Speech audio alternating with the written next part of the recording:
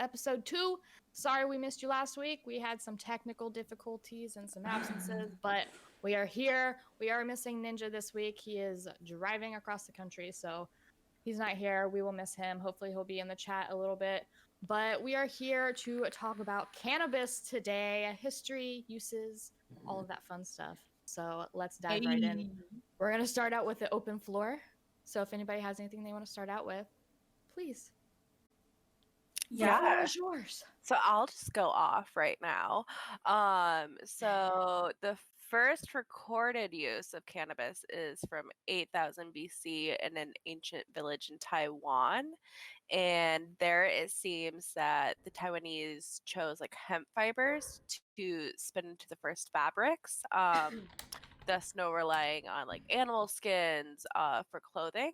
And then further evidence has been found suggesting that these ancient people also used marijuana to manufacture shoes thanks to its like sturdy nature. And it was in a wide availability, and it was at a cheaper price point than silk, which was what was common then. Nice. Mm-hmm. And then the first medical use then occurred in the earliest book recording Chinese medical practices, the Pen Tao Ching, in around 2737 BC, in which hemp was recognized for its ability to treat over like 100 medical issues, including like gout and malaria and rheumatism. And this then was just hemp? yeah, this was just hemp. That's what I found. And I'm not sure if there was also like marijuana, like smoking it or not. But I think it was just hemp.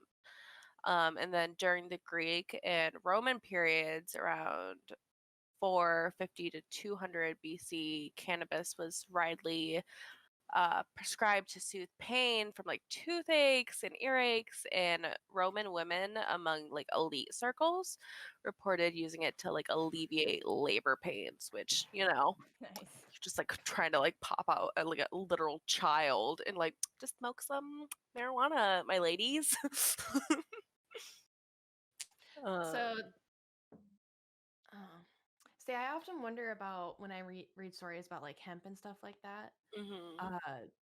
Are they talking about like CBD strains, or are they talking about like what we know as cannabis, marijuana, THC today?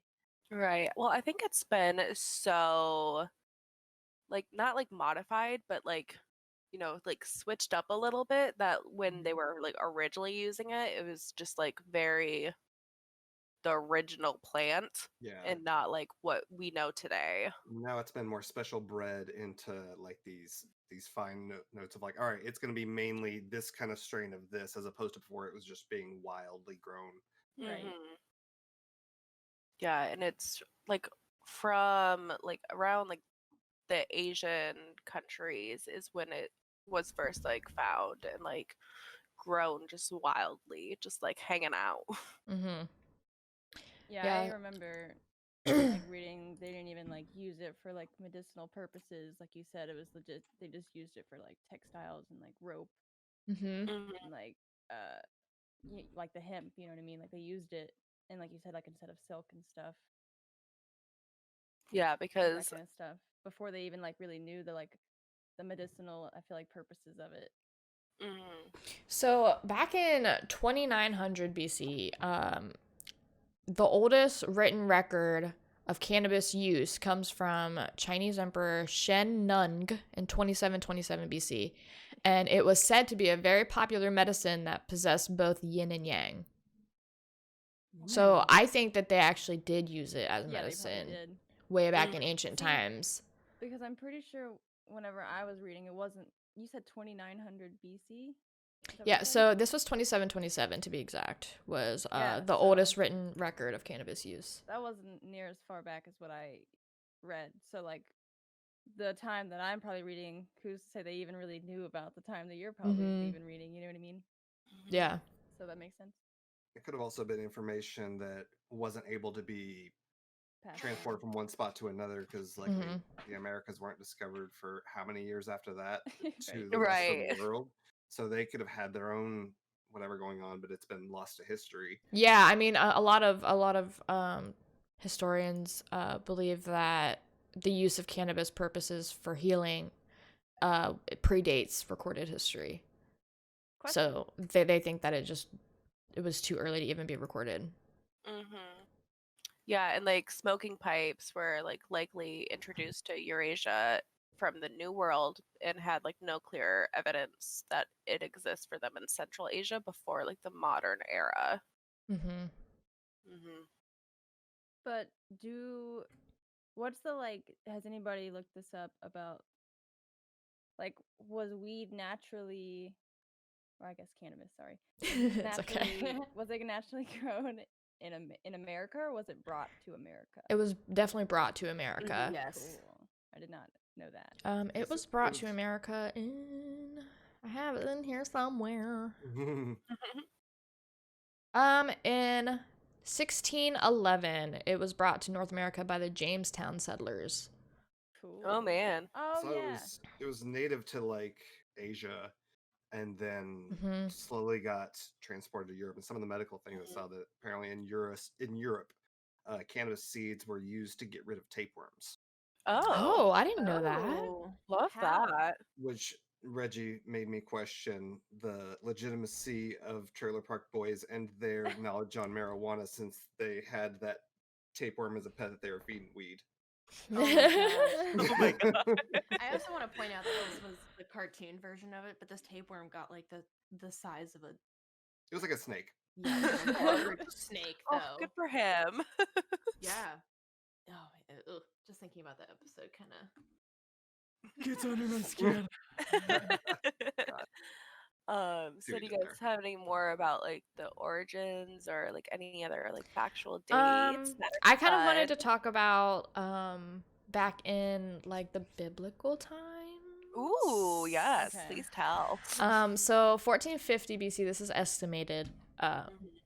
In the original Hebrew version of the Book of Exodus, so this was just like an estimated like when it was written. But the recipe for holy anointing oil said, the original book, the recipe said that it contained over 6 pounds of cannabosum. I don't know if that's how you pronounce it, which has been identified by linguists and botanists and anthropologists for years as flowering cannabis tops.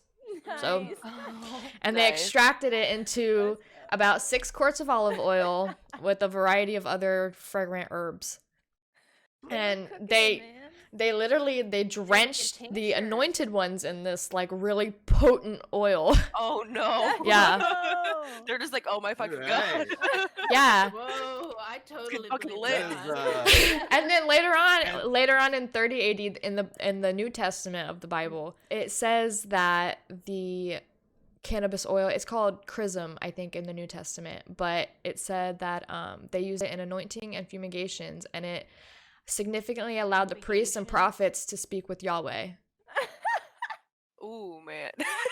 I knew you were gonna do it. So Yeah. if you want to speak to Yahweh, just Yeah. smoke weed. Like, And even from time of Moses and until later the prophet Samuel, anointing oil was used by shamanic Levite priesthood to receive revelations from the Lord.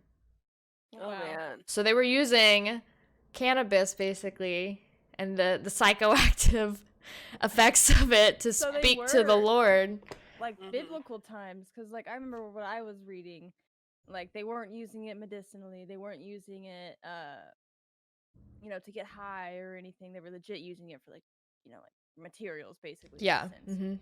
But it's like, and then what you were reading before, like around the 27 or whatever, they were using it medicinally, but it's almost, I don't know if I got this right, but it sounded like they weren't really using it to get high, like on that kind of aspect. Yeah. But in like think that was by biblical times, accident. they were straight up freaking just like getting high off of that. Yeah. They were No having all these wonder. spiritual experiences because they were using Yeah. cannabis. No wonder they ended up roaming the desert.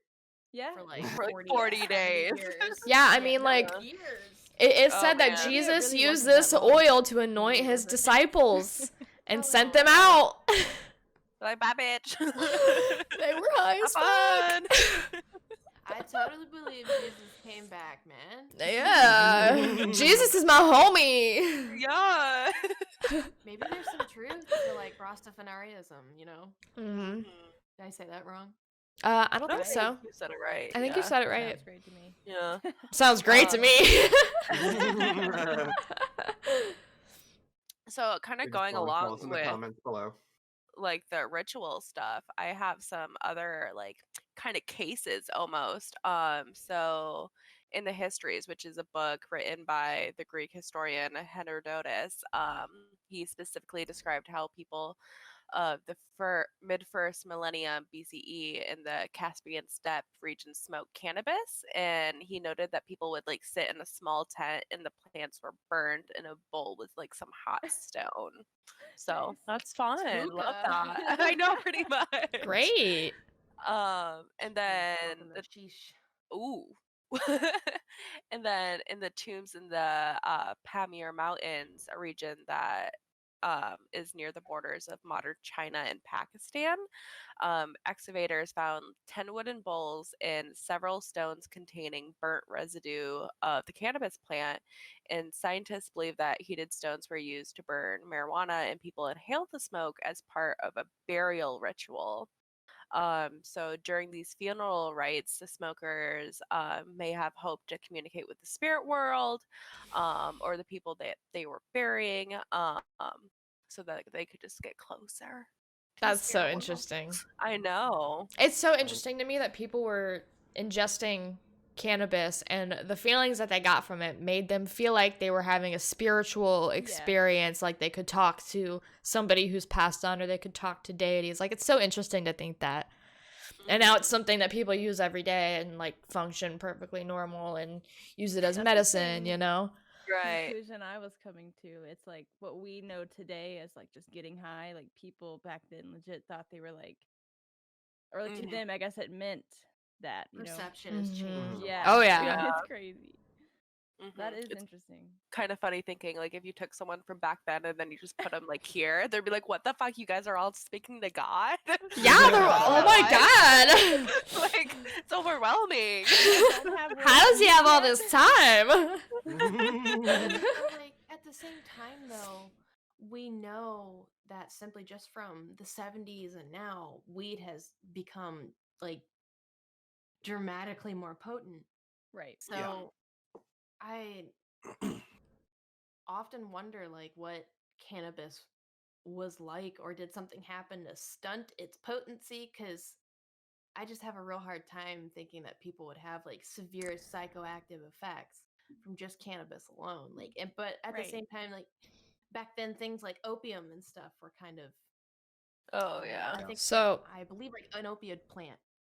I want to Poppy. say Opium plant, that poppy plant we've was probably common. evolved to adapt a tolerance. Maybe So Mhm. like, maybe they did us a favor. yeah. So like we had to make it more potent so that, you know, it would do its job still, Yeah. you know? And the more potent you make it, technically or theoretically, the less you would need of it, so that Mhm. if you still produce the same amount and it was a lot more potent, then you could sell more of it, Yeah. since you sell it in smaller Mhm. quantities. Because we have natural cannabinoids in our bodies, you know that, right? Like Oh, I we did- I actually did not have an know that. endocannabinoid system that actually produces cannabinoids in your body. Yeah. Yeah, I thought the same thing. I was like, I'm looking for the cannabinoids. yeah.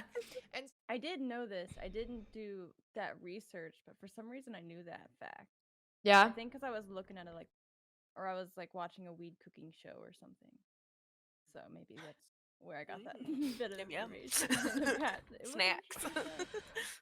See that some of Let's the way the see, rates have changed, where it used to be the longest time, like the plant would be about the 3% of the like THC and all that for the plant, and then it's gone up to as much as 30% now. Oh man. So like in that I think it was like since the 70s. So like it just within the last 50 years went from like all right, it's kind of this, and it just skyrocketed.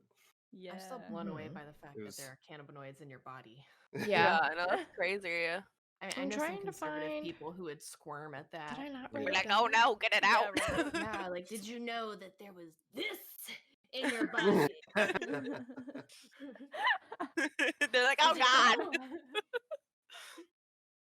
Or possibly something even better, like Um. that, but you know, oh, wrong side. I'll get better at it eventually. Endocannabinoid system. I know I googled it. I googled it. It's composed of cannabinoids, which are endogenous lipid-based retrograde neurotransmitters that bind to cannabinoid receptors.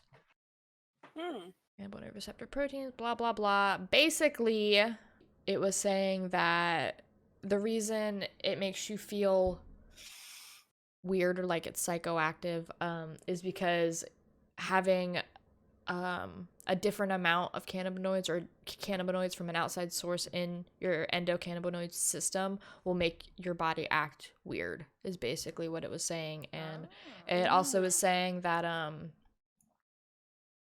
THC, when it binds to these receptors, it releases dopamine, which I thought was really interesting. Give me some of that dopamine. Oh yeah, give me some of that dopamine. You know what I'm saying? Hell yeah. I actually had something I wanted to discuss for open floor time. Okay, do it. So it's not about the origin of cannabis or anything. It's not even really specifically about cannabis. It's just kind of related. But did you know that Mike Tyson is building a weed resort?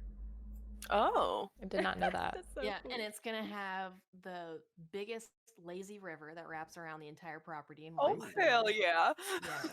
So I wanted to talk actually a little bit about Mike Tyson. I read this article where it talked about he struggled obviously with drug addictions, and he talked about sex addiction, which recently, within the last 20 years, has become more legitimized Mhm. because I mean it does the same thing as any other addiction. It hurts those around you, you know, Yeah. and including yourself, you know.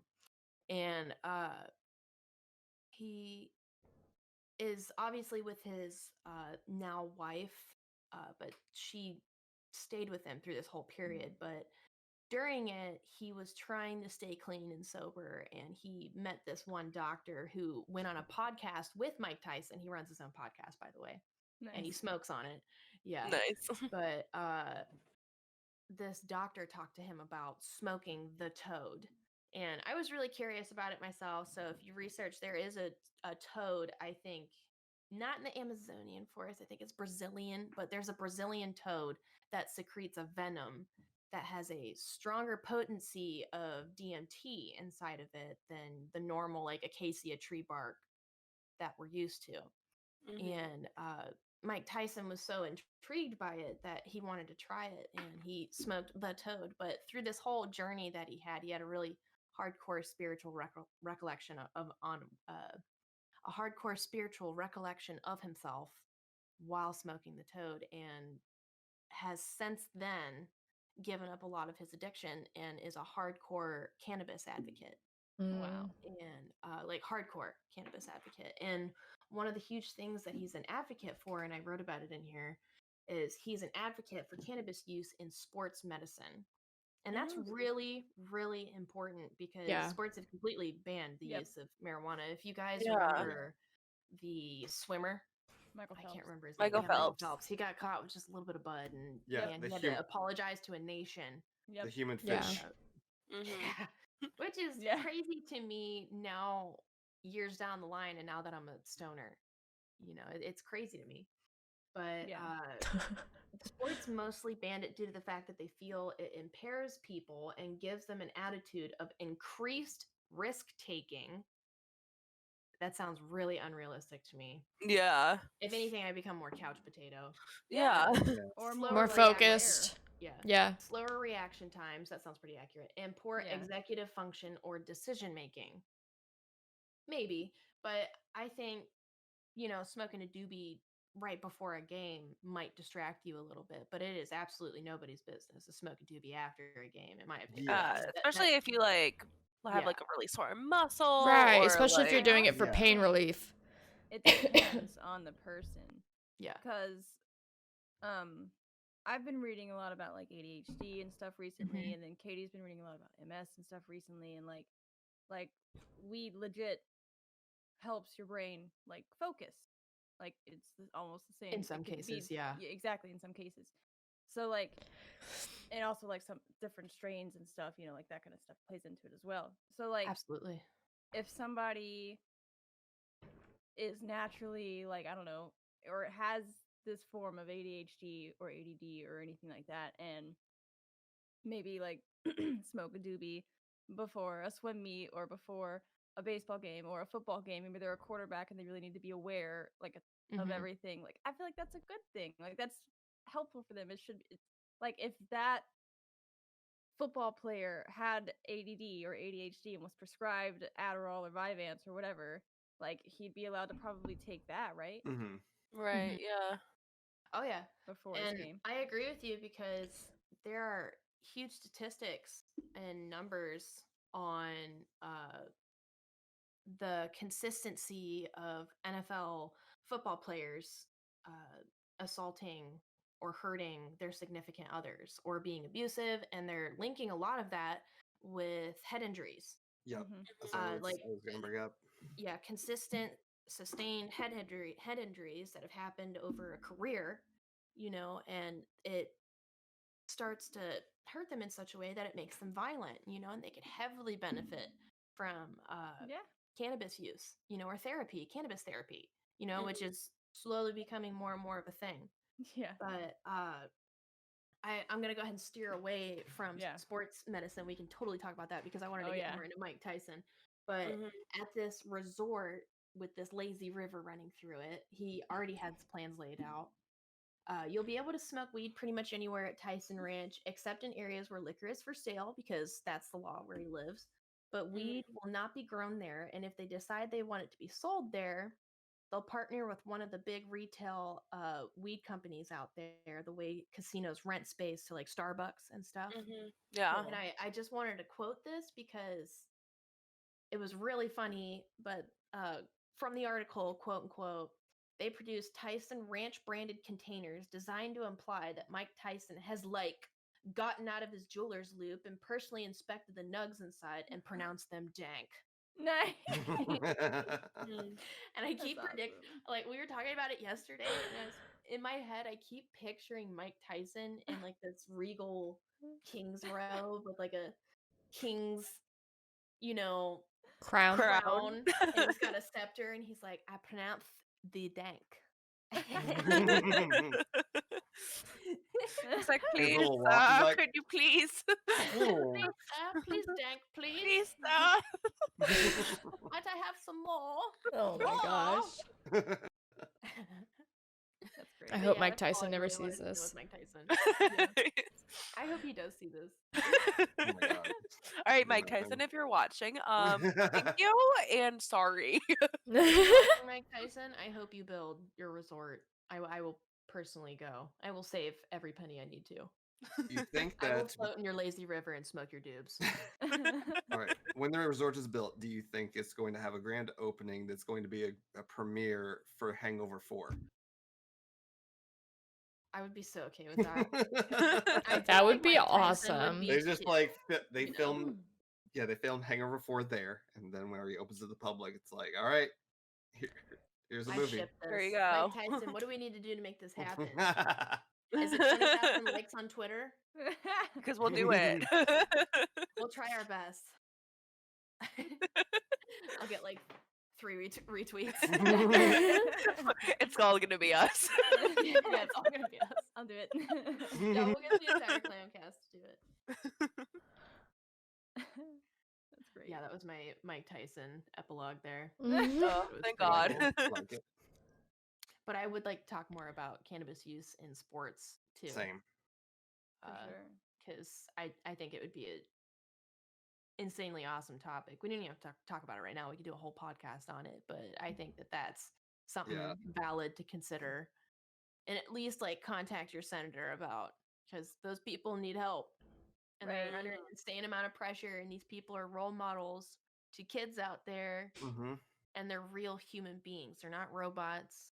You know, I feel like the world has a tendency to put a celebrity on a pedestal and be like, you have to behave this way, but they would never ever put themselves on the same pedestal. So Yeah. and I understand that they're celebrities and they have this room and space to talk, but they're still human beings. Right.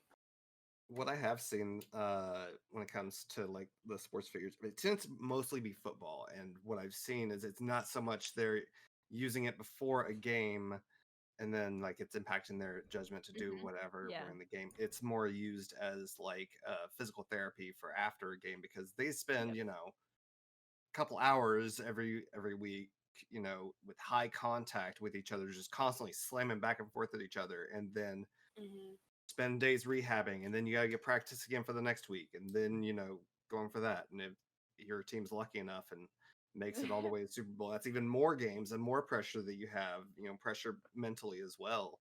And for them just to be able to relax. And one of the names I know that was, he's probably one of the bigger known for getting in trouble with marijuana, was Josh Gordon.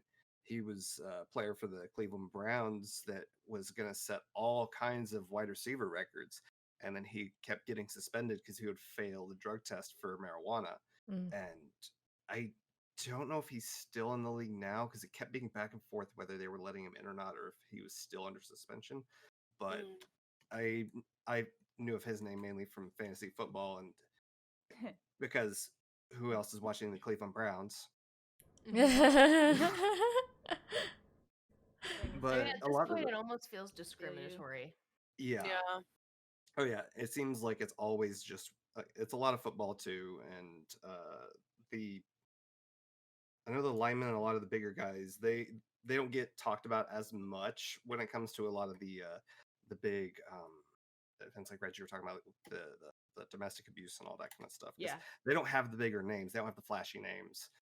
Whereas like when Ray Rice, when that whole thing happened with the elevator, it's like, oh, he's the running back of this team, he's the face, whatever. So Well, I mean, this could also probably go into sports, but like I know marijuana can be very beneficial when it comes to like weight.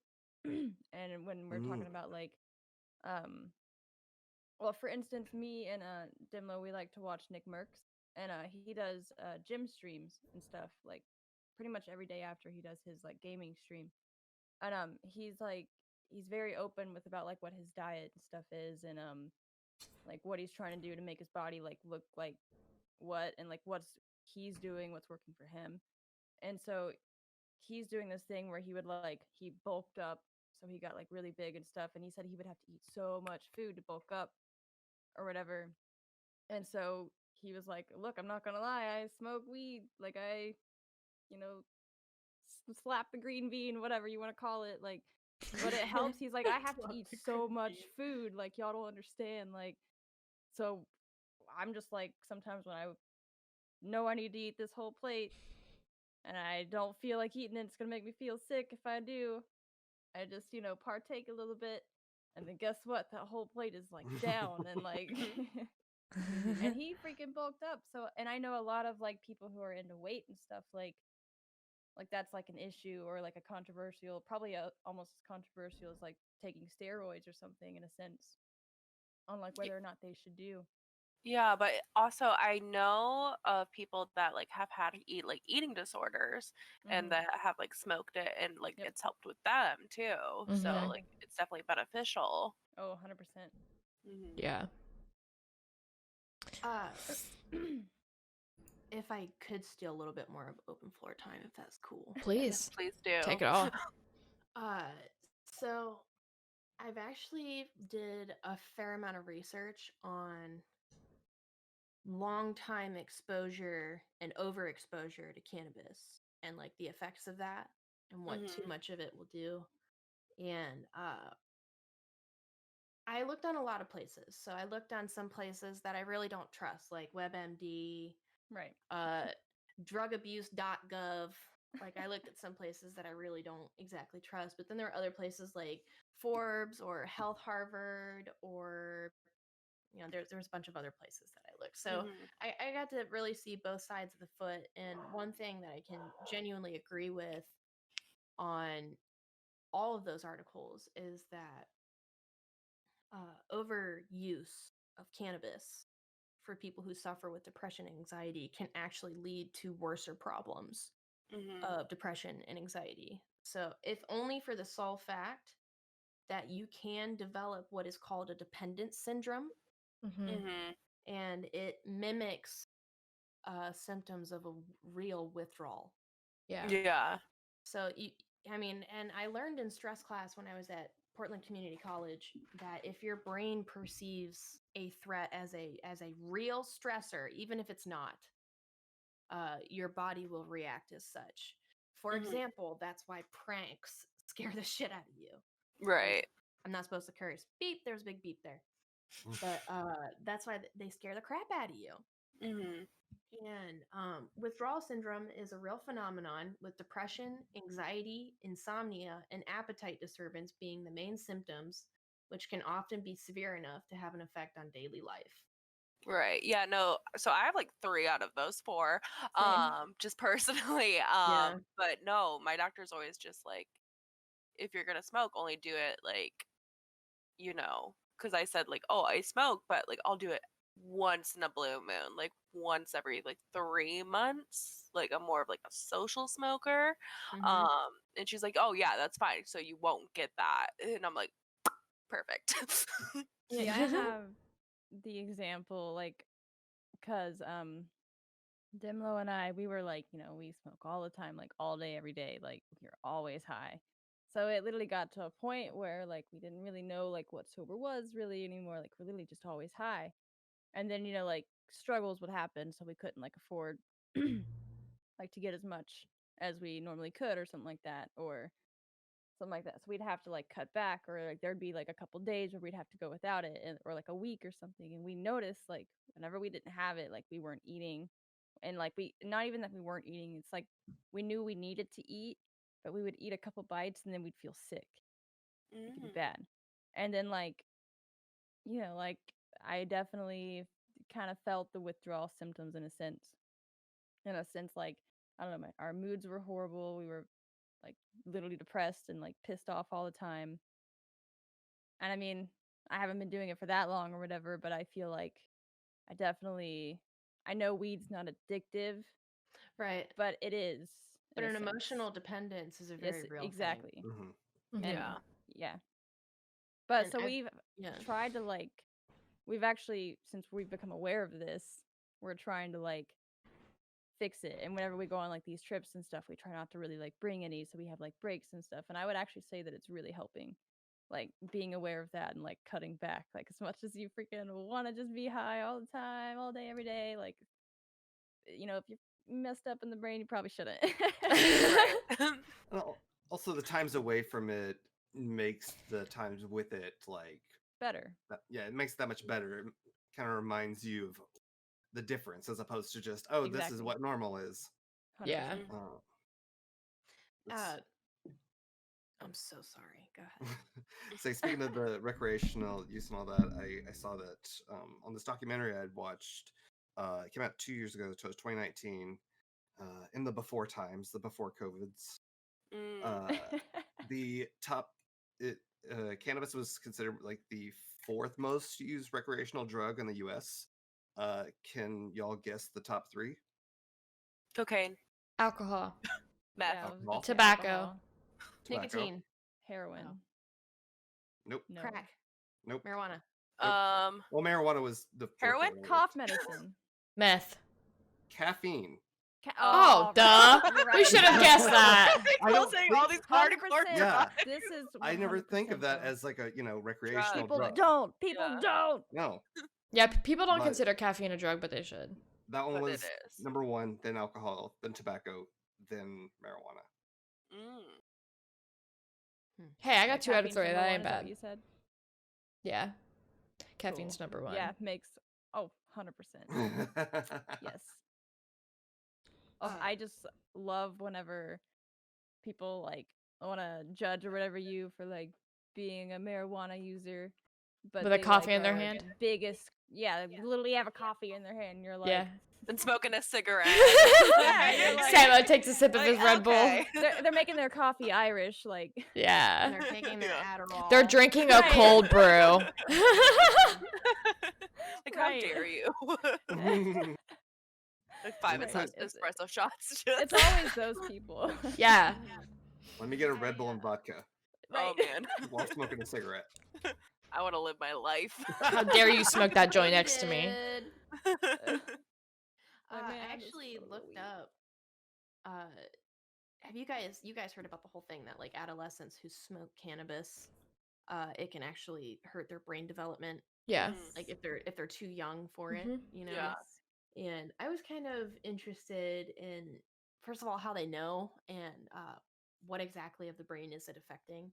So what we do know is that the tests that they have done on humans are solely like IQ based, because obviously they're not going to crack open a teenager's Right. skull and take measurements of the Well, I brain hope and not. look at it. Yeah, well, I hope not, right? But what they did do was they definitely did experiments with rats, and this is kind of sad, but it affected their hippocampus Mhm. Mhm. hippocampus gland, Mm. and it's like right near the pituitary gland and like hovering near the cerebellum. It's like at the tippy top of your brainstem. Yeah, it's like right. Yeah. Yeah.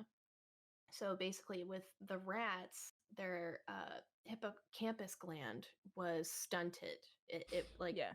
it had a slower time developing than other rats who didn't have any exposure to THC. So that's something to seriously consider, is, you know, not letting your kids really be exposed to it until they're of a certain age. Mhm. And I think there's a lot of truth to that too. Oh, If only for 100%. the sole fact that there are big statistics of adolescents who use THC, and between those of students who weren't able to finish high school. So, and I'm not saying that like weed makes you lazy. I'm a huge advocate for cannabis. I love cannabis. Right. But at an adolescent age, when you're supposed to be stimulating those parts of your brain, you know, you're using a substance that's instead like destimulating and relaxing you, which is not a bad thing. But like, again, too much exposure of it is obviously not a good thing. Mhm. And And we know doesn't this now.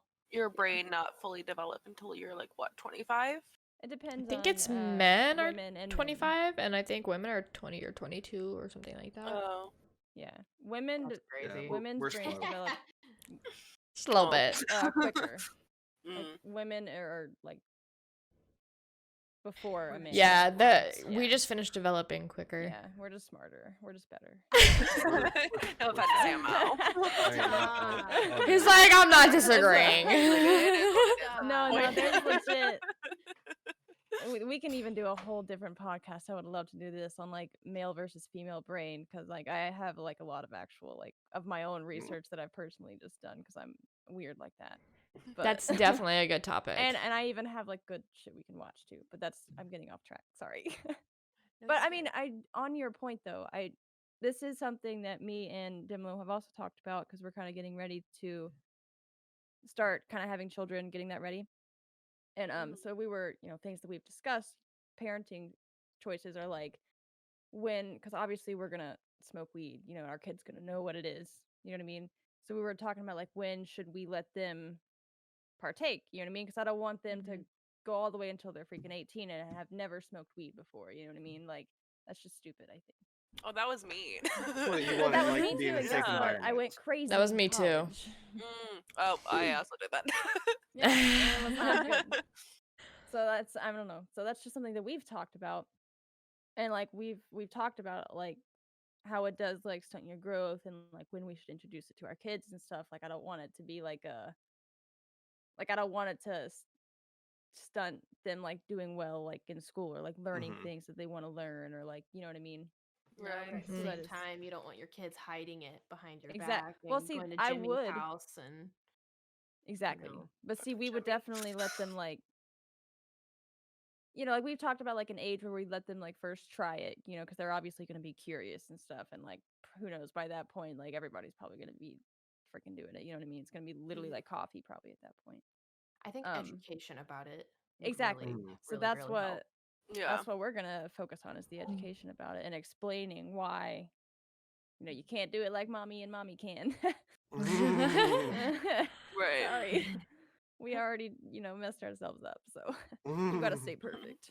You gotta stay perfect. You don't want to go in and Every find now and some in then, their buddy. bedroom. Yeah, you don't want to go find someone in the bedroom and be like, "Why did you spend your allowance on this crap weed when like we have We some got good we have shit. some in the Yeah. kitchen? Like, Throw that in the come to garbage. me and talk to Where'd yeah, you get exactly. this? Is this homegrown? Right, but education, I think, seriously, like, is the most important. And I think this even could be like a whole nother podcast, like about parenting and stuff and like educating kids and stuff. Anyway, but I think like with marijuana, that I think it is important for like, I guess like young people to know about and like be educated about, so that they don't go and like do it behind, you know, your backs and stuff like that, or like mess themselves Right. up whenever they Like probably sex. should be. Yeah. Yeah. Yeah. Well, I mean, Honestly. obviously you don't Right. want your kid to be having, you know what I'm saying, but like Yeah, you don't want your yeah. kid to But try you to want them hide to that be from educated. you. Yeah, you don't want them to be Yeah. unsafe. You I want mean, your same kid way to with come home and be alcohol. like, Mom, I need condoms. Like Yeah. if my Exactly. child wants to experience what alcohol is like, I don't have a problem with waiting until they're, or like if they're under 18, to like let them know what being drunk is like if they're at home with us, you know what I mean? Mm-hmm. And it's So, Christmas dinner and everybody's having a cup of right. wine. You know what I mean? Right. Like I totally understand that too. Yeah. Plus, like in Italy, like drinking age is Exactly. what, 16? Yeah. Yeah. So And also, alcohol is toxic no matter what age you are. So. that Exactly. is Mhm. true. It's true. I actually oh sorry, go ahead. Oh no, I really wasn't gonna say anything. I just said I found a list of funny first time getting stoned stories. Oh, let's hear some of them. That's You fun. guys- Please tell me. I don't have a lot of them because I was really like critiquey of them all. You know, like Yeah. if it didn't make me chuckle a little bit, I didn't put it in there. So I only have like 4 of them. Okay. But this one was funny to me because it's personal. Like I did something like this. So after much convincing, my 3 friends and I went behind the woods of one of the guys' house. When it was my turn to take a hit, they made me laugh right as I put my mouth on the pipe, and I accidentally blew all the weed on the ground. Oh It was no. our only bowl. Oh my gosh. The age was 14. Oh my gosh. Yo, after you tell these, we should all tell our own first. Yes. Yes. Yes. Okay, That'd I'm be so much down. fun. One hit of the bong was all it took.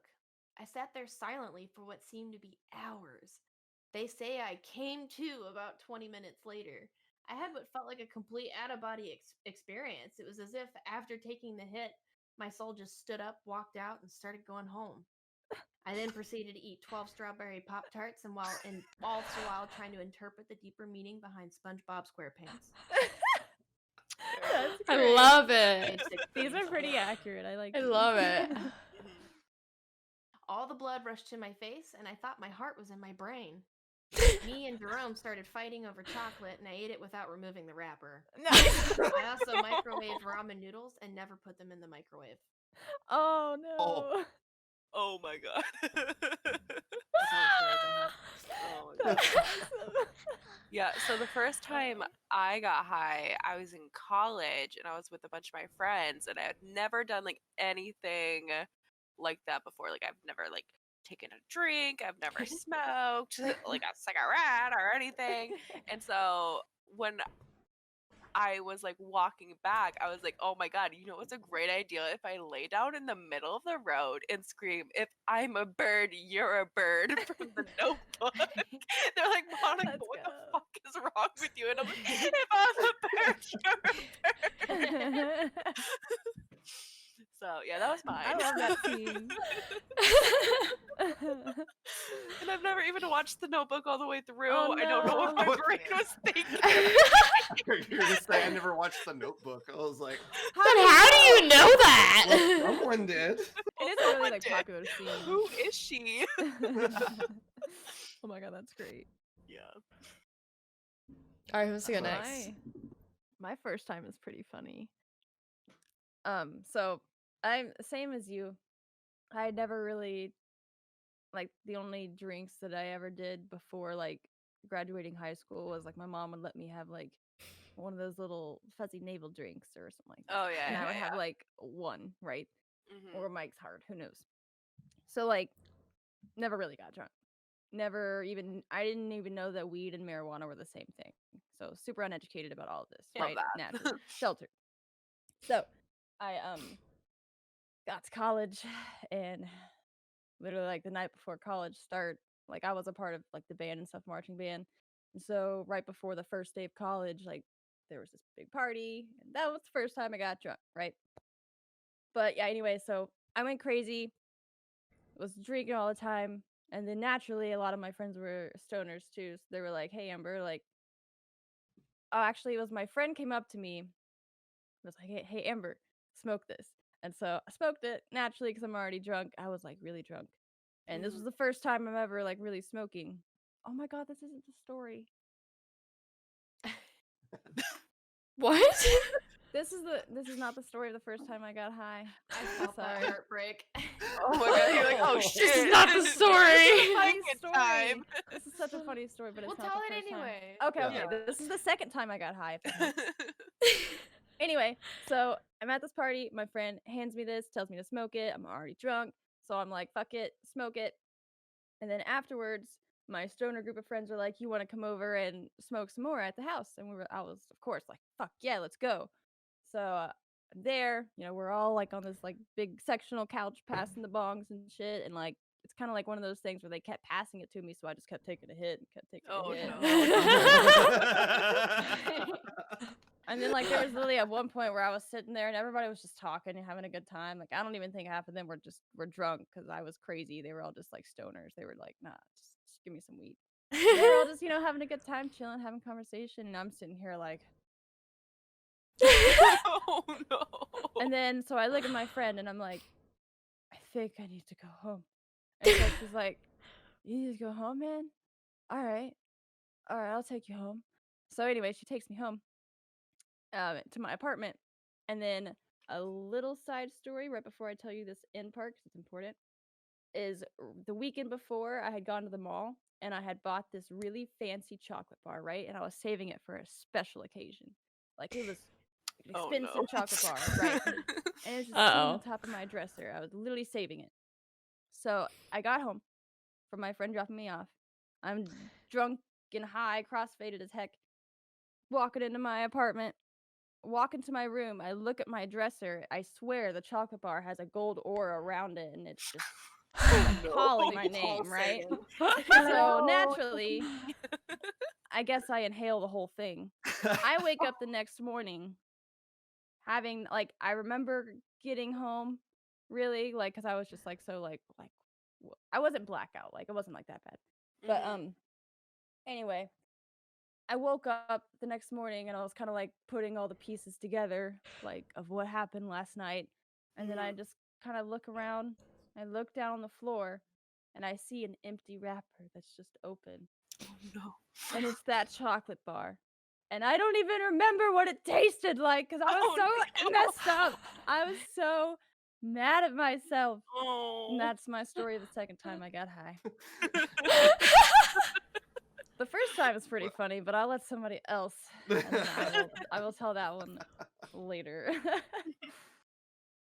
Go, Samo, go. All right, Samo. Yep. The first time I thought I got high, we'll go with that one because I think that was funnier than the first time I actually got high. I think me and my cousin, our older cousin, his brother was like 14 or so and was actually starting to get into some of that. And we were like 9 and 10. And so all that stuff is getting introduced. This is also, the 90s.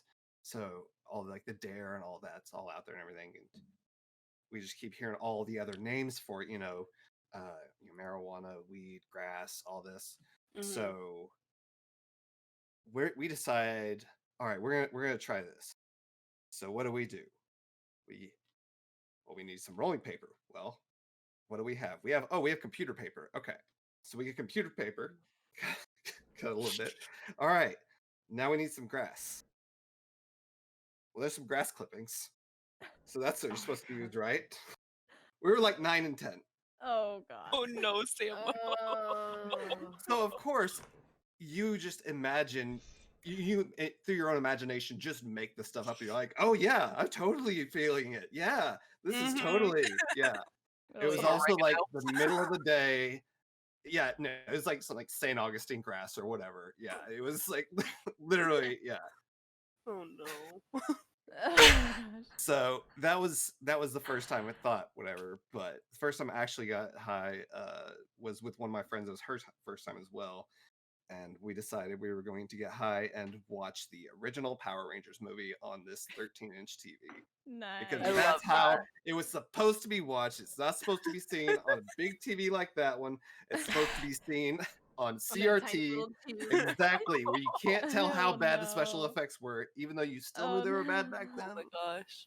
I just remember we would pass back and forth, and I still remember the feeling I got the first time I got high. I started to feel it in my my thighs. I just felt the sensation like lifting up, and me and Dana both just looked at each other, just like, "Yep, Yep. Yep. Yep. It's a thing. It's a yep, thing. go there. You feel It's it? Yep. happening. We're setting that down for a minute. Start the movie. I like how his eyes are It's like shut too. coming. Yep, that's exactly how we were. Just like, yep. And we kept she live tweeted us watching the whole thing, meaning in a Word document. Oh, And I'll have to perfect. find that. It's still somewhere, but there's some gold in there about like my love for Amy Jo Johnson and things like that. Very nice. Very nice. Sorry. So I had to get a raise your yawn out real phoenix. quick. Phoenix. Did you? Okay, I'll go next. Okay, so my first time ever, I like don't really count it as my first time ever because I was so drunk that I Same. couldn't even feel the weed. So I'm gonna tell you my second story as well, because I consider it my first time ever. So I was with two of my friends, and both of which had smoked a lot. They were just like kind of regulars already, and I was 18 and I had never smoked anything except for when I was drunk and I couldn't remember what it felt like. Right. And we sat and we smoked. I think it was just like one of those little bubblers, like just like a normal sized bowl, but it was a bubbler. Yeah. So Mhm. I remember being like, I can't tell if I'm feeling anything, which everybody says that. Mhm. Which like I didn't want to be naive and be like, oh yeah, I'm so high. But like at the same time, like I was like, am I feeling anything? And then they're all like, Right. oh yeah, you probably are. And then I sat and ate an entire bag of those munchy cheese mix things with like the Doritos and the sun chips and pretzels. An entire bag, like a So good. big bag, not like the little Yeah. bags, like a big As you bag. should. The entire bag. And like that those things, they don't really jip you that much with those. Like, normal chips, they give you like half of a bag. And those things, they usually fill them up pretty well. Yeah. I ate the entire bag. Nice. And my We two love friends that. looked at me and they were like, you're high. You're high. Yeah. You're high. Yeah, You're there you go. high. You're Yep. feeling it. So That was that my bag of first time. chips, I felt sick afterwards. I was like, oh my Oh, god, this is a yeah. bad idea. So my story is also not the very first time I got stoned. I'm gonna tell the story of when I really felt it and knew what was going on. Mhm. So like and like I knew I was stoned. So I was fresh out of the military.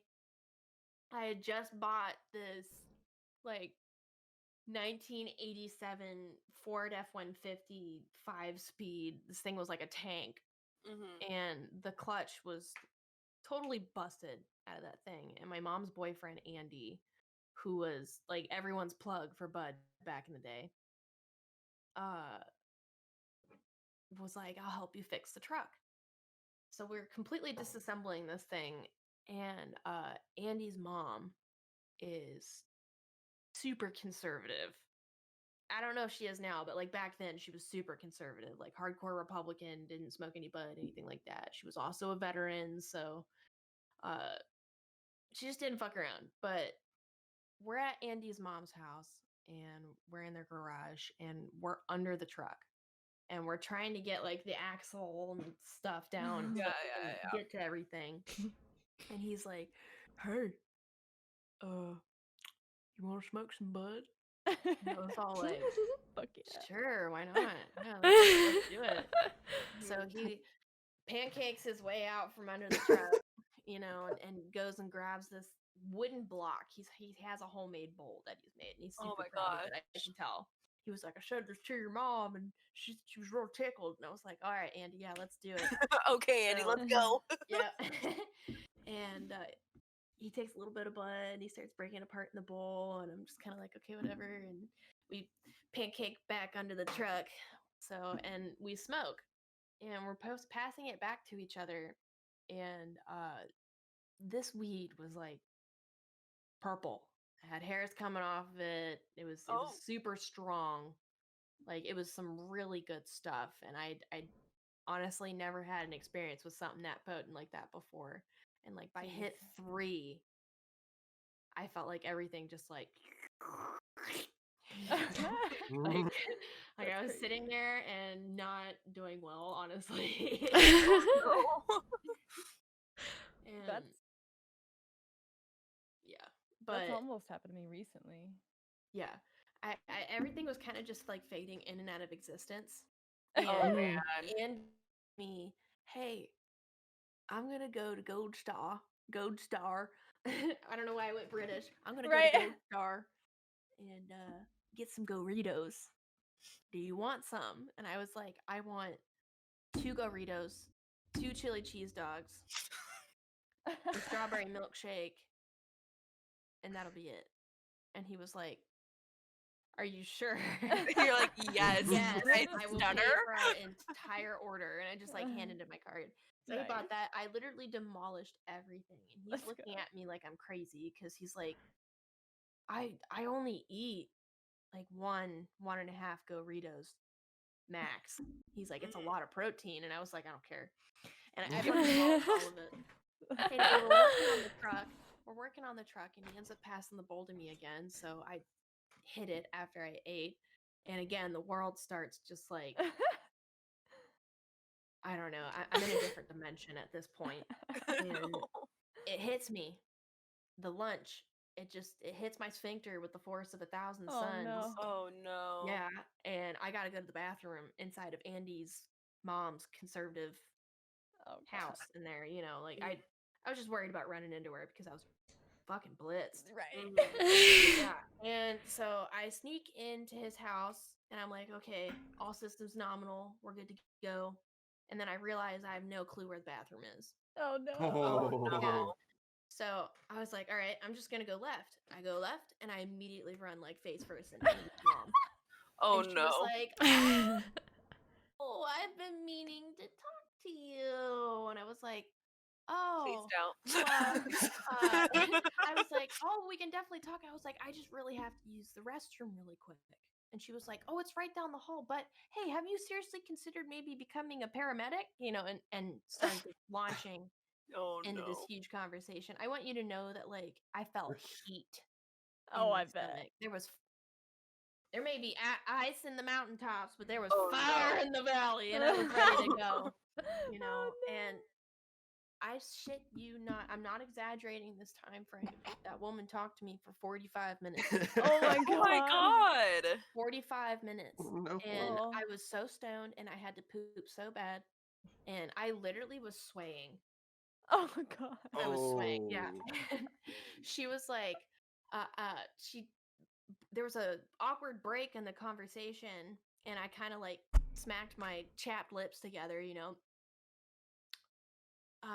Do you think you could show me maybe where the bathroom is now? And she literally almost exploded. She was like, oh my god, I totally forgot you had You're like, I yeah, was so I sorry. need to You go. said it Damn. all, yeah. And she walked me to the bathroom and I just unleashed the demon. Unleash bad. the demon. Oh Yeah, my like God. hands Oh, no. gripped on the walls. But yeah, I was. Cause say we don't need all of the details. Yeah. Floodgates but, opened. But I go back out there and I'm still blitzed. And Andy's like, "Where were you?" And I told him the whole story, and he was like, "I'm so sorry. I should have gone in there with you." Oh, Like, no. yeah, you should have. Yeah, I should've. It was Pompeii all over again. Oh my It was all goodness. over Oh my again. god. That Oh, made my no. cheeks hurt. Yeah, I know. Like I hurt right It was here. the first time it really I really felt the marijuana, and I knew what was happening, and I had to embrace it and ride the train. Mhm. Oh. Oh man. Woot woot! All aboard the dab train. Doop doop. Before we get off of the personal stories, I had a viewer give a personal story that I wanted to read for everybody. Ooh, please do. Nebulex Art, if you're still here, I'm gonna read your story for everybody. It says, didn't hit for like 4 or 5 hours. Puff puff passed for a couple hours with friends. Was starting to wonder if it was even really a thing or maybe I had tolerance already. Anyways, leave my friend's house, drive home. 20 minutes from home, it hits. As Oh, I'm no. driving past the most patrolled area on the west side of town. Oh no. Somehow I black out on the way home, wake up 48 hours later having missed all my classes, having taken a shower, made a gourmet dinner for my parents, and having finished a class project that should have taken 3 weeks. Wow. See? Weed would do that to me. Right. Focus. Too much focus. Wow. So much focus. Oh my goodness. I Like like a the whole ass most, class most project, patrolled. a gourmet dinner. I gourmet dinner, took a shower. Oh my god. They were definitely I felt seeing the- sounds and hearing colors. Yeah. OSU had good shit, he says. I definitely felt the most patrolled area. Yeah. Oh, no rip. Oh god. Oh man. Story about a lucky break Yeah. between me and weed and a cop. If anybody wants to hear it, Oh. Oh yeah, dude. Which story is this? there's my sister. Okay. Go ahead. So I'm gonna try to not use real names here. I have a brother. We all know my brother, and I have a sister. Let's just call. Fuck it. My sister's name is Erica. So I was fresh out of the military, and I wasn't even technically out of the military yet. I was what was called was temporary leave. So Okay. basically, it was that administrative time frame where they were doing all the paperwork to get me out of the military, and I was on leave, so I was able to be at home, but I was still attached to the military even though I was technically separated. Does that make sense? Yeah. So moral of the story of that is that I couldn't get in trouble, otherwise I would go right back. And I was just like on edge about that constantly. I didn't get in arguments with people, and in Ohio that's really easy to do. Yeah. A lot of dirt bags around there sometimes. Other than that, it's not too bad of a place. But my mom was like, "Hey, can you guys go pick up your sister? And she wants to come over for dinner, and we're gonna have a nice family dinner, and blah blah blah blah blah." And I was all like, "Okay, yeah, sure." And my brother was like, "Yeah, let's all pack up in the truck, and we'll go get her." Actually, he was kind of hesitant about it because the tires on the truck were really really bald. Oh, So okay. we were a little worried about it, and I think there was a lapse in insurance at some point. No big deal. I mean, that happens to everybody, literally everybody. But we're driving down the highway, and everything's fine. Coast is clear, whatever. We finally get to Madisonville, which is kind of not an awesome place in Ohio. No. But we pick up my sister, and it's not just my sister, because in her arms is this rather matured weed plant. And she Oh just my like plops right in the truck, like, She's like, hey guys. yeah, it's gonna be a good time, And you're like- So, yeah, I started sweating, like, sweating. Oh my god. So anyway, whatever. We're driving down the highway. I'm tense, right? Like my brother also didn't know that she was going to do that. So like the anxiety was thick in the air. It was palpable. Like you could taste it. And we're driving down the highway, and my brother's got his hands on the steering wheel and he's gripping them. Oh, and we bet. hear this loud bang, like bang, like just super loud, and then all of a sudden it was bang, bang, bang, bang, bang, bang, bang, bang, like over and over again. It was so loud. It was incredibly loud, and it scared the shit out of us. And the car started going crazy, and we were like, ah! And so my brother, puts on his hazards and gently pulls over to the side of the highway, and we all get out of the truck, and we look, and the tire had burst, Oh, and yeah. piece of the tire had come off and started slapping against the fender, Oh, no. and just bending it out of proportion. It was terrible. And like the more it bent, like the more it started to hit metal, and it just Yeah. got worse. So we get out of the truck, we're assessing the damage, and my sister starts to panic. Yeah. And we're like, what's going on? And she was like, I can't be out here right now with this. There's a warrant out for my arrest here. And we were like, Oh my good, God. like That fucking if plan. she gets caught, like we're all in trouble, and I Yeah. was still attached to the military, so like I'm sweating bullets at this point, Oh, and fuck you. before we Shit. could even figure out to say what, oh, my sister already had the weed plant scooped up, thumb up on the road, and somebody had already pulled over and picked her up, and she was like, sorry, but I'll see you guys later, bye. Oh my Totally God. abandoned us. Totally just dropped us right then and there. Like a sack of freaking potatoes. I'm not even kidding. We were on the side of the road just like I mean, it happened so Ma'am? fast. Yeah, that we didn't even know what to say. So my I'm gonna brother's leave you like, the all plants. right. Yeah. Yeah. Well, at least the plant's gone, right? So Yeah. Yeah. That's good. whatever. Well, we go up to the truck and we bend the piece of metal of the fender like out of way so that it's no longer hitting the thing. And while we're trying to do this, a cop pulls up. And my brother gets really nervous and he's like, I don't have insurance on the truck. And I was like, Like, of so course. yeah. Mhm. So the cop walks over and he asks for license, registration, all that jazz. And he's like, hey, proof of insurance. And my brother was like, oh, sorry, I was just going to the bank today to pay for that. Oh, no. Oh, no. And this cop was just kind of like, Okay.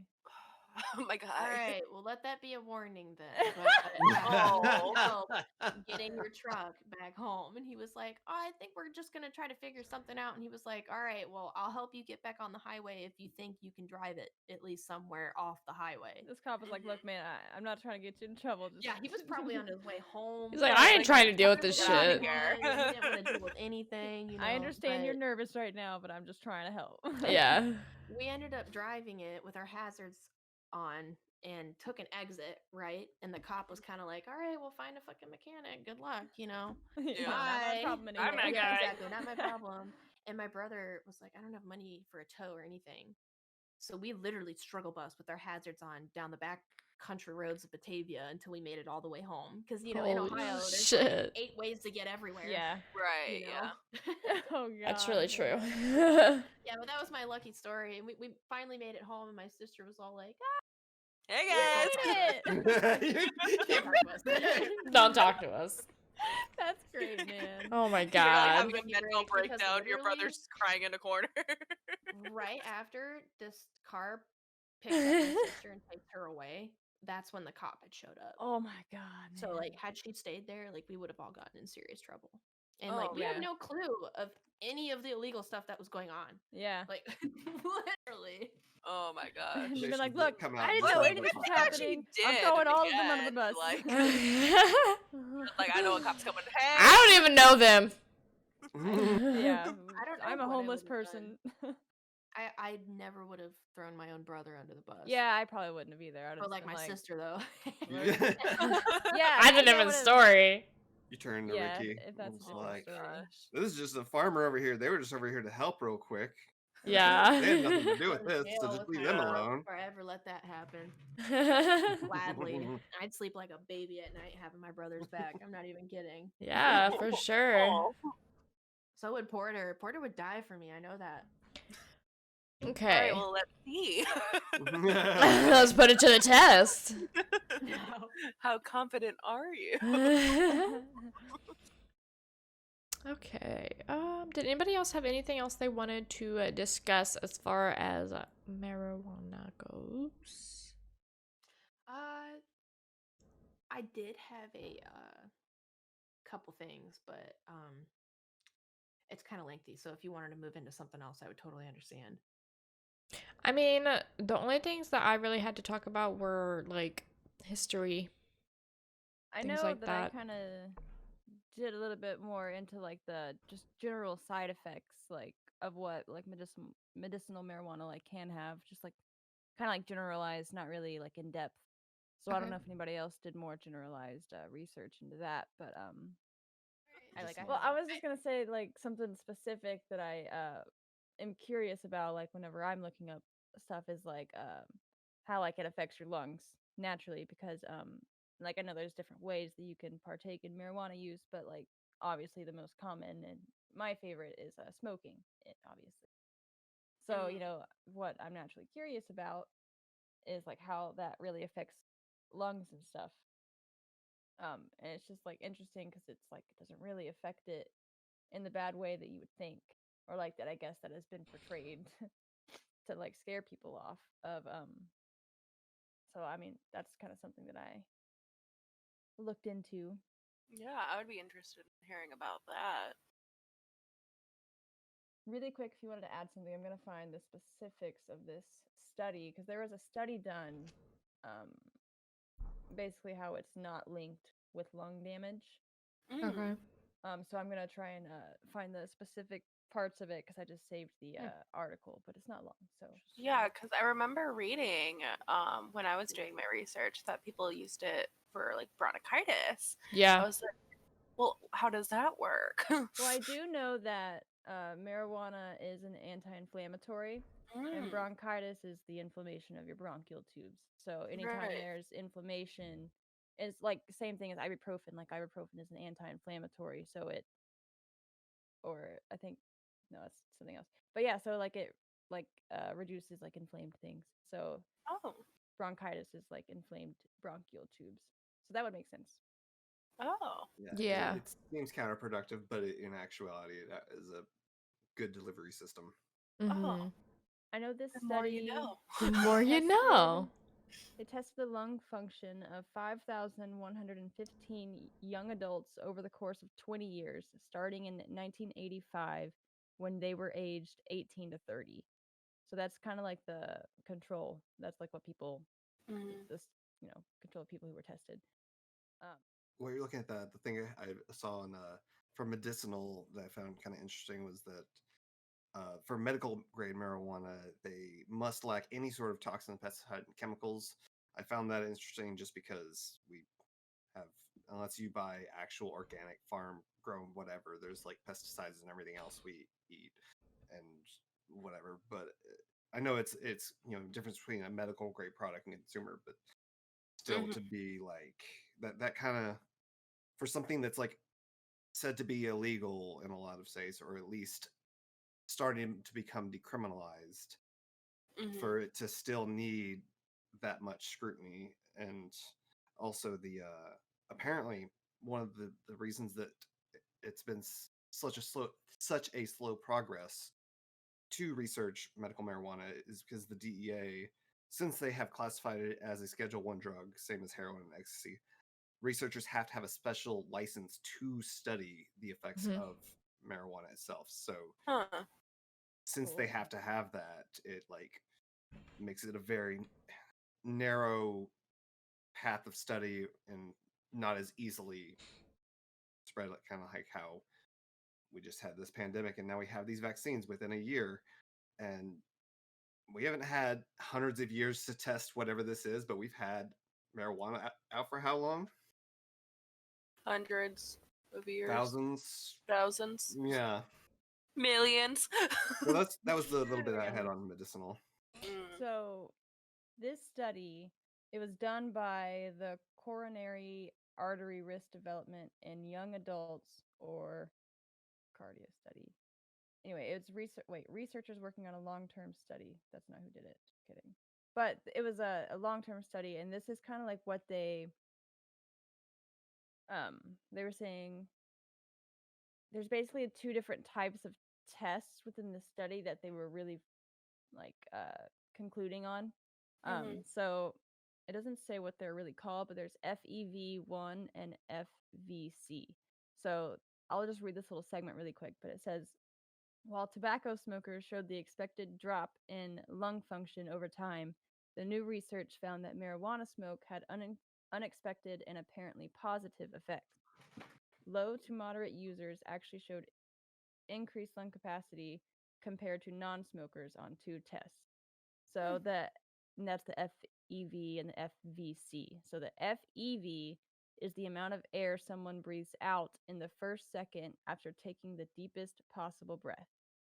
And then FVC is the total volume of air exhaled after the deepest inhalation. So this said that both of those tests actually increased with moderate and occasional use of marijuana. Which would make sense because we were talking about how it's like an anti-inflammatory and stuff, Mm-hmm. and that makes sense to me. Okay, Moral of the so story is hot box everywhere. I'm just kidding. but this is what's interesting. It says the improvement wasn't seen in the heaviest users, however. At high levels of marijuana use, for example, and those who smoked more than 20 times a month, that first test, the FEV, slipped back to levels seen in non-users, and a reduction was seen in the most chronic users. So, but FVC remained high in even the longest term and heaviest users. So that second test remained high no matter how much. So the second test, that was the total volume of air exhaled. That pretty much never decreased. It was only the first test, the FEV, which is the amount of air someone breathes out in the first second after taking the deepest possible breath. Okay, so it's like the strength of your breath in a sense. It's really But yeah, interesting. so like if you're a moderate smoker, literally like that's like I guess like the ideal like way to smoke. I guess like getting the most out of it medicinally. Yeah. Right. Everything in moderation. Yeah. Yeah, Yeah. right. Right. Okay, so I wanted to kind of bounce off of what Samo was saying a little bit about the research and stuff and how you have to have like a special license. I actually read in 1968, the University of Mississippi became the official grower of cannabis for the federal government, and they remain the only DEA registered cultivator of marijuana for federal research purposes to this day. Wow. The only Oh, one in the man. whole world. You said that was For them. Mississippi? Yeah, University of Mississippi. So I thought that was a really interesting fact that like we've progressed this much and there's still only one federally governed cannabis cultivator in the whole world who's licensed to do it for federal research purposes.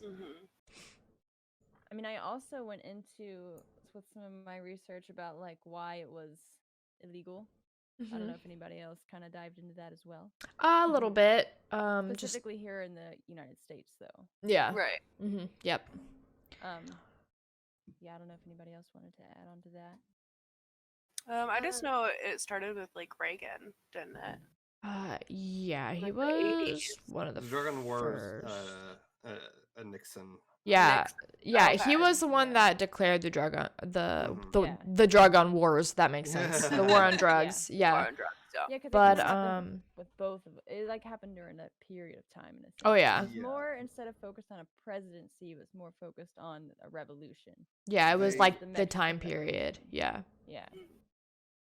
There- Because it was said like that like it kind of started in the early like 1900s, just after the Mexican Revolution and stuff like that. So Yeah, so this says on my little timeline I got here. In 1942 was when marijuana was removed from the US pharmacopoeia.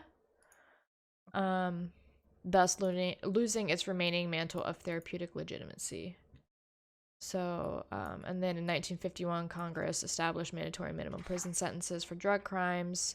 So it was called the Boggs Act, and it imposed 2 to 5 year minimum sentences. And then, interesting fact about that is the Boggs Act was actually the driving force, or the driving force behind the Boggs Act was a mistaken belief that drug addiction was a contagious and perhaps incurable disease that addicts should be quarantined and forced to undergo treatment. wow. Isn't that interesting? Okay. Yeah, they Well, thought it was this contagious disease and they were quarantining addicts and stuff. actually have something to add on to that. Do it. About regarding cannabis and prison sentences and stuff. I would like to discuss the possibility of allowing cannabis use inside of prisons. There was a Swedish prison that actually tried this, and there were good signs for most prisoners involved in the program, as well as negative side effects. But the worst one that they had was lack of motivation and oversleeping for prisoners who partook in the program. And in the U.S., in South Carolina, a man actually tried to sue the U.S. government for not allowing cannabis use to him. But keep in mind that this guy was also a murderer. So, on that, a clear and comprehensive policy addressing cannabis use inside a prison would honestly be needed, like including probably appropriate measures tailored to individual users. But I really think that it would vastly help prison systems because, as we know, what we're doing traditionally with prison, with how we treat criminals now, it's not working. Right. It's not flat not. No. It flat out. It's just 100%. not. And there's no help for people out there who are labeled things with like misdemeanor, felon, convict, all these horrible labels that surround them for the rest of their lives. And there's nothing done to rehabilitate these people at all. So you're shoving someone who has a DUI into the same room as someone who's a child rapist, and you're expecting them to learn from their mistakes and come back out a better person. But if you actually treated prison as a rehabilitation program, there are people who have serious anger issues who would greatly benefit from cannabis therapy, and actually it's becoming more of a consideration than you think because in June 2019, a California court ruled that prison inmates were legally allowed to possess marijuana, but they are not permitted to use it. So the main reason that they did this, I know it makes no sense, but the main reason that they legalized the possession of marijuana to be okay is because they wanted to cut down on sentencing for inmates who were caught with it in prison.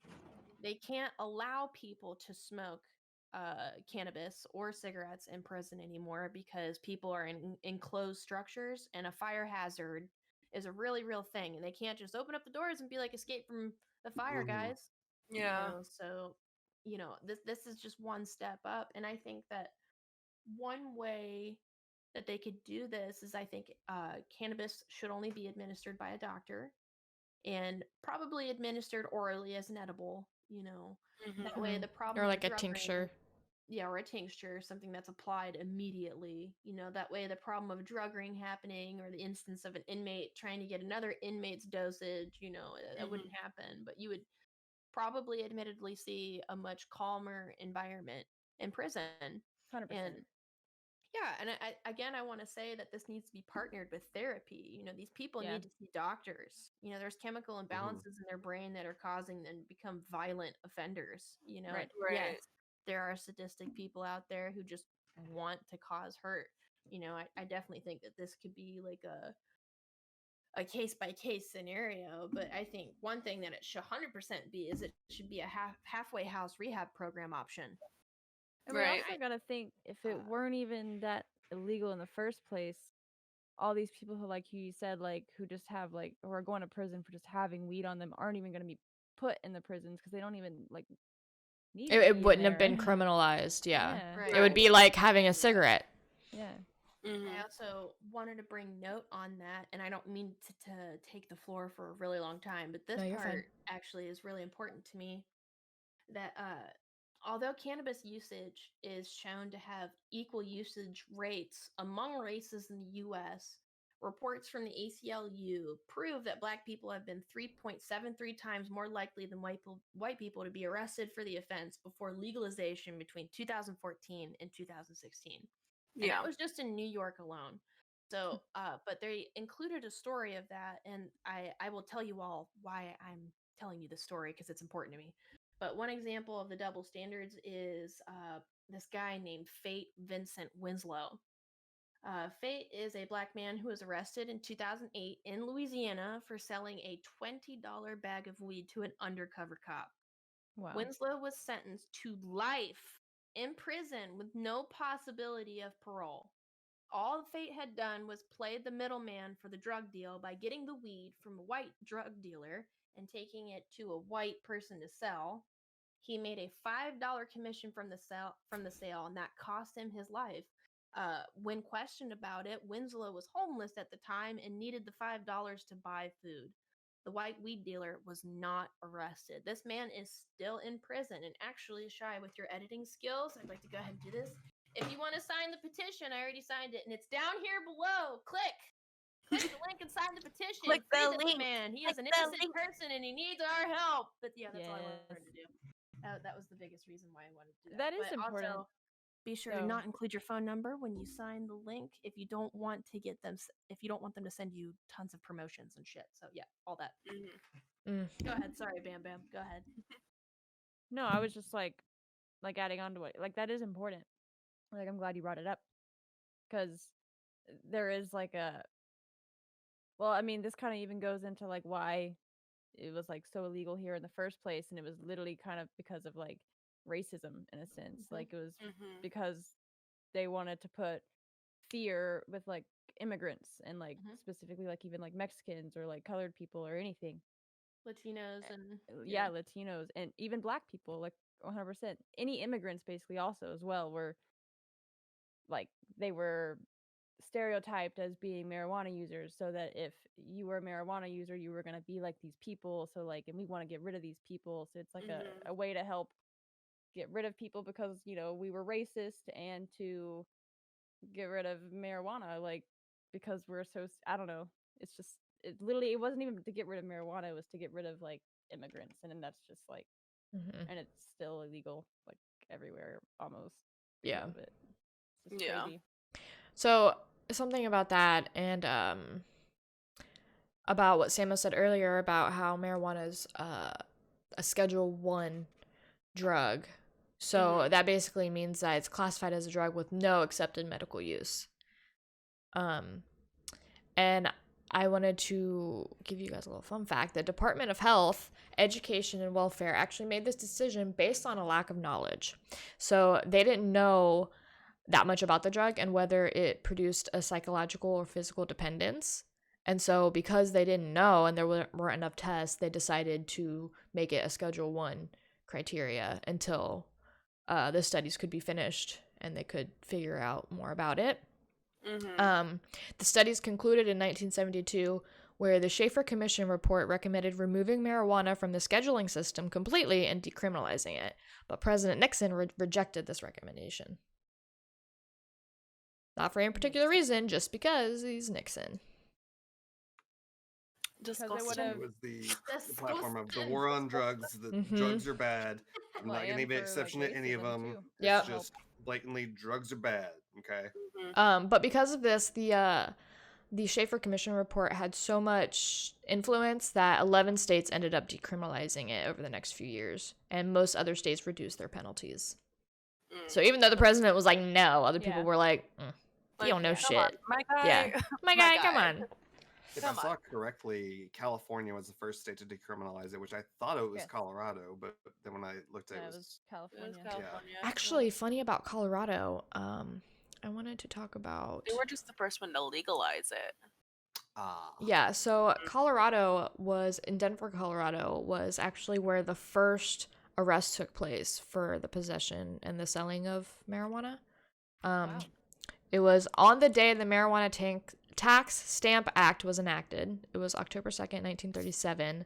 The FBI and Denver, Colorado police raided Lexington Hotel and arrested two people, Samuel Caldwell, who was 58, and then his customer, whose name was Moses Baca. So Caldwell went into history books as the first ever marijuana seller convicted under U.S. federal law, and then his customer was charged with possession.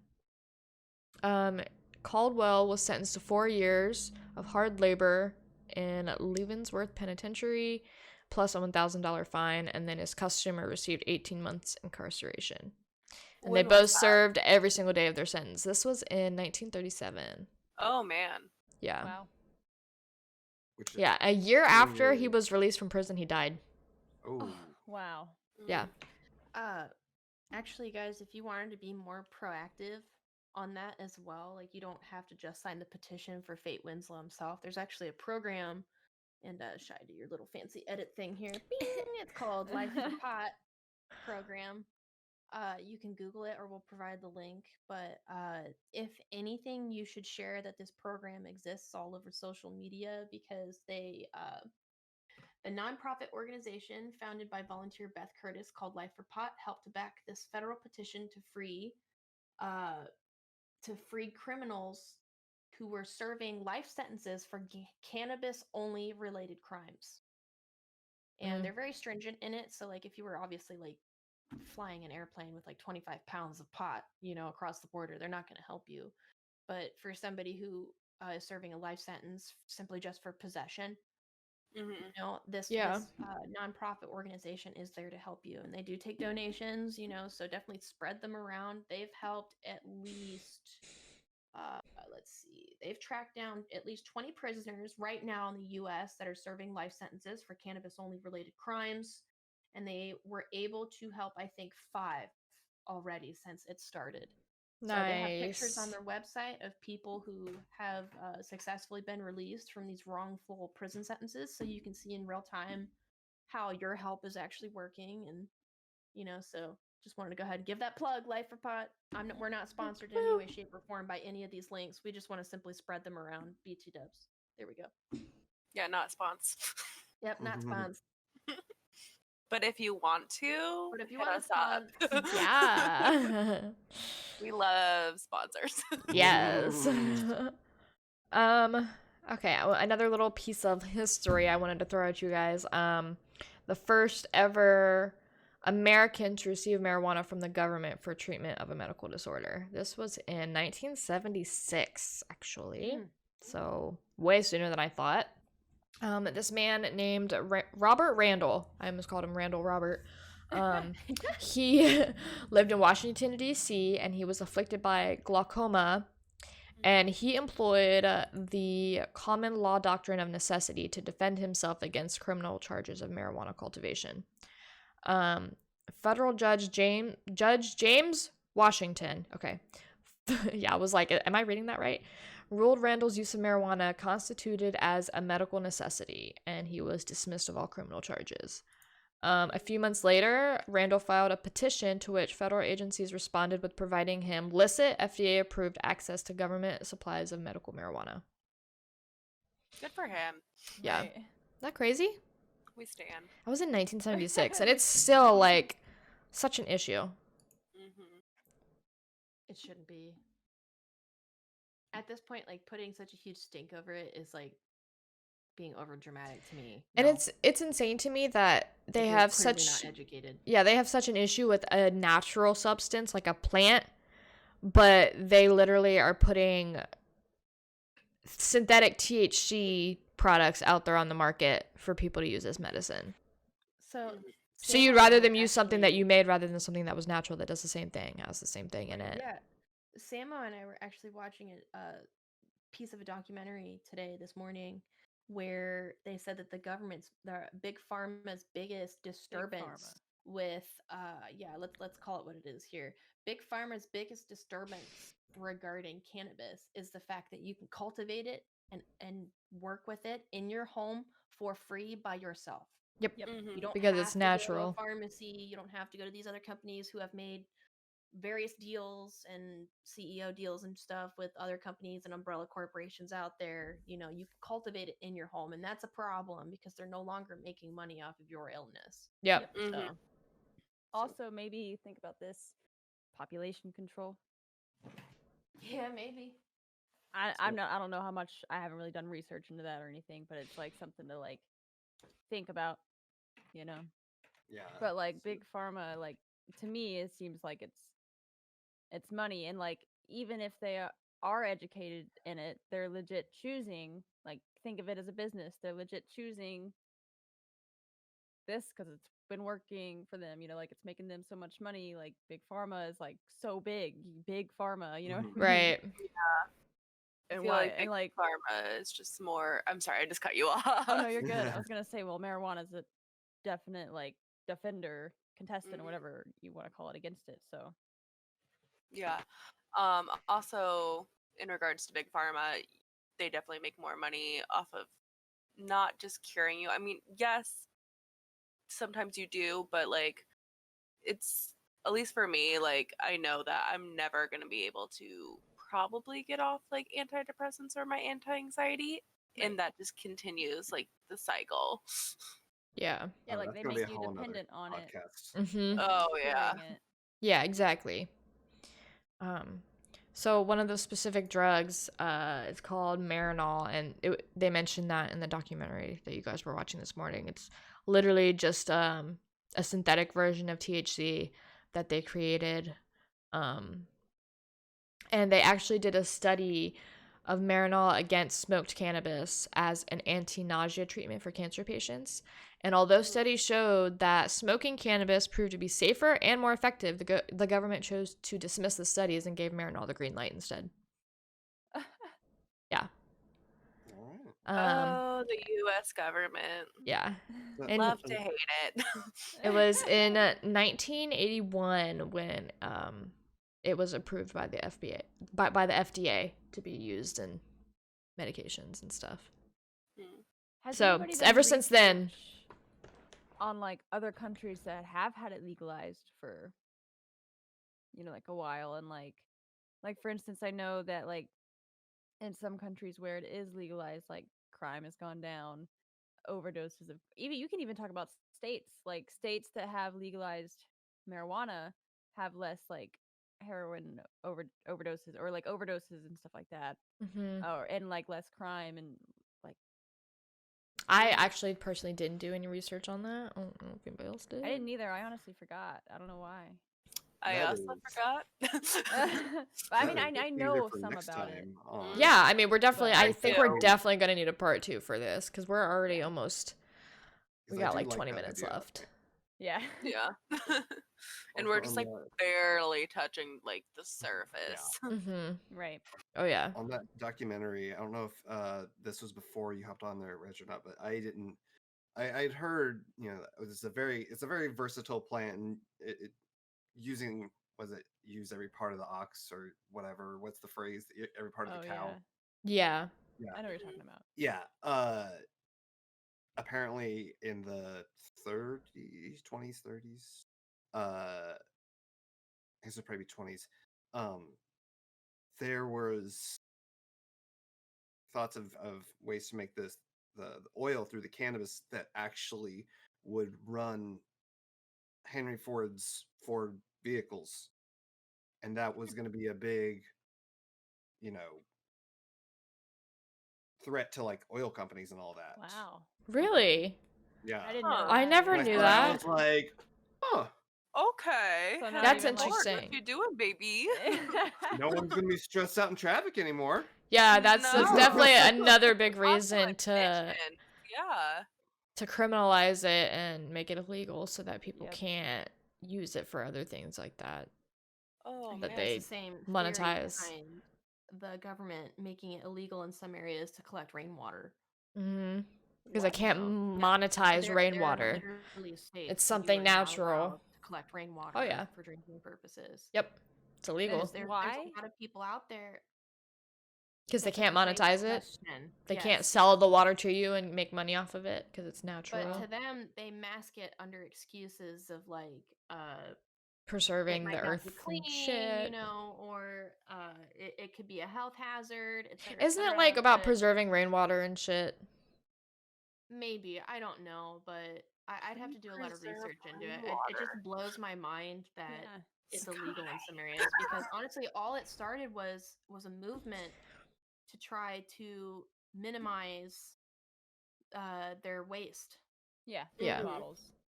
Yeah, and they More wanted to be able to eco-friendly. provide for themselves in that Mhm. manner. So people that you see who collect rainwater are typically like farmers and stuff, someone who wants to save on the water bill.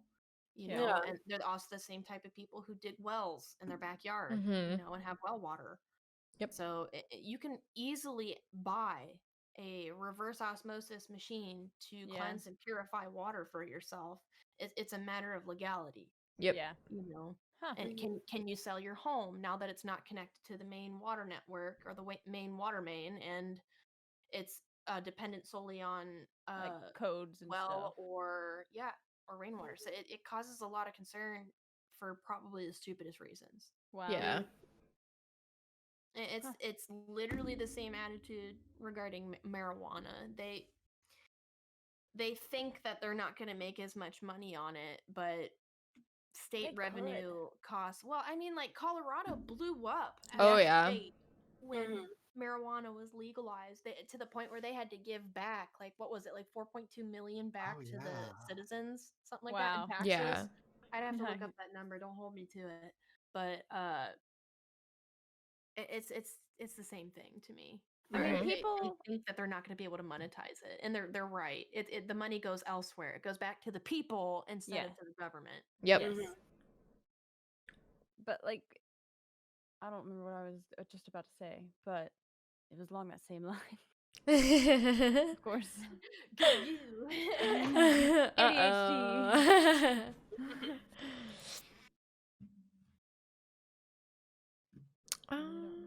Okay. Well, does anybody else have any fun facts they want to talk about? I feel like it was gonna be a good conclusion too. Yeah. Yeah, that is. Which is why I'm. Yeah, I think Get we're involved. gonna have to do a part 2 because Yeah. Oh, yeah. I'm definitely down to do a part 2. There's so much we can need to talk go about. Into, like the specifics of like composition and stuff. And, Mhm. oh yeah, we haven't even touched on that. We could talk about Well, cannabinoids and miracle- terpenes and all the good miracle stuff. stories of how it's worked. I have some of those too, like what it's done for people. Yeah. That kind of stuff. So yeah. Yeah, we should definitely Definitely do a part part 2. I Look definitely forward agree with you guys. To that. All right, we're going to open the floor right now, I think, for any viewer questions, any of your guys' questions, anything else we wanted to talk about. Anyone have Q&A special time. plans for Tuesday? Comments. Tuesday, what? Tuesday. Oh, Tuesday. anybody have any special Yeah. plans for Tuesday? Tuesday is That is going the reason that Gonna bring it back to the reason you. for today's episode. Yeah. I did get a couple of messages earlier. Nebulix Art responded to Samo's first story when he was 9 or 10, putting grass clippings in paper. He said basil would have been better. Oh yeah. Oh yeah. Oh, yeah. I want to say we didn't even have a light, but either we had like one of those campfire lighters that was that red one with the long. Either it was either one of those or like the really crappy bar matches that now I know how to use. That you pinch and pull, but then you're just like, this is the worst pregnant paper I've ever seen. Ever. Oh my god. That's really funny. And then a Noble cheered 420 bits. Let's go, Noble! Hey. Heck Hey, yeah. coming in with a 420. Cheers to Let's that. go. Cheers to that. Blaze it. All right, I think we are going to go ahead and wrap it up. Thank you guys so much for hanging out. Everybody stay safe. Have a good 420 on Tuesday. Yes. Thank you guys so much for being here. Bye.